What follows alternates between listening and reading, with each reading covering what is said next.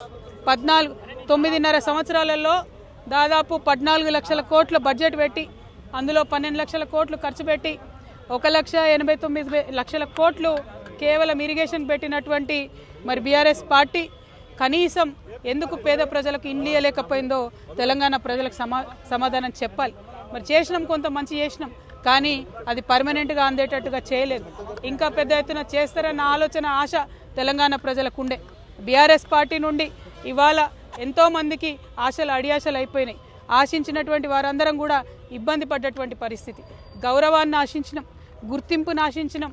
జనవరి 26 నాడో, August 15 నాడో, June 2 నాడో ఒక తామ్రపత్రం ఆశించారు. అంతకుమించి మా ఉద్యమకారులు ఏం ఆశించలే. కానీ వాళ్ళకి ఎన్నడూ గుర్తింపు ఇవ్వలే. ఐడి కార్డులు అడిగితే ఆ గుర్తింపు ఇవ్వలే.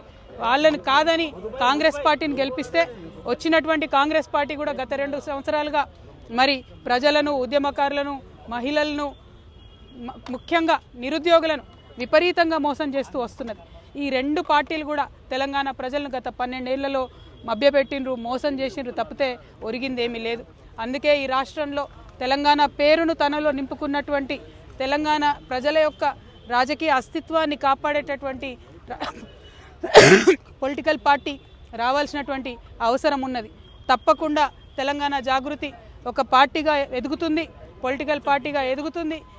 ఈ పార్టీ మరి తెలంగాణ ప్రజల పక్షాన నిలబడి పనిచేస్తుందని కూడా ఈ సందర్భంగా నేను తెలియజేస్తా ఉన్నాను.